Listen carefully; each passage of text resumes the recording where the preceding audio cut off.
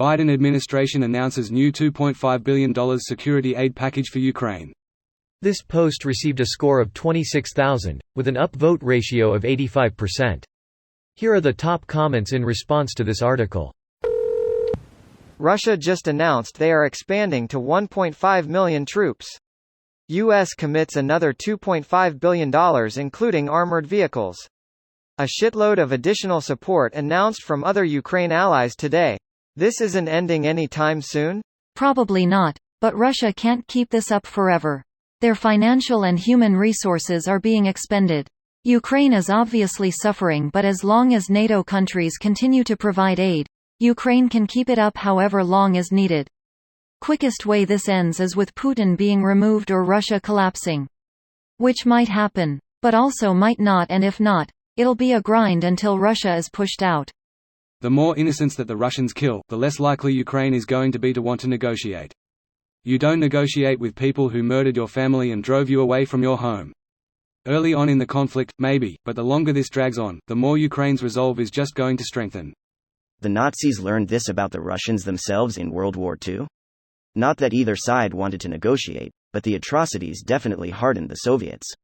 The Nazis did a full-on war against the civilian populace with constant mass bombings fully intended to spread fear and terror. Turns out that threatening an entire people group's life just makes them galvanize against a common foe.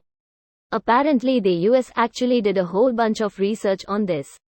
Wars against the populace do not actually accelerate victory, and even if you win, now you just have a population who has been full-on radicalized against you and will kill you and your people given the opportunity. Yup, we spent the last 20 years researching the hell out that in the Middle East. That we did. The academics had no shortage of examples to learn from. The $1 trillion question is, did we learn anything actually? The Russians sure didn't. At this point, I doubt Putin or Russian leadership are thinking, how do we win? They're thinking, how do we get out of this and still maintain power? Kennedy, Johnson, and Nixon are all on tape saying essentially the same thing about Vietnam. I'm sure in 50 years, we'll have tapes of Bush, Cheney, Obama, Trump, and Biden saying the same thing about the ME. Ukraine will have the most powerful military in Eastern Europe when this is done.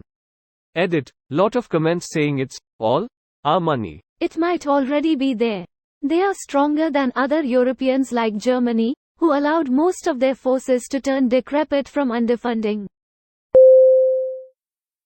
This video was automatically created by Reddit to speech. The article and comments in this video were selected from Reddit according to their upvotes, and any paraphrasing was performed by smmry.com, without any human intervention.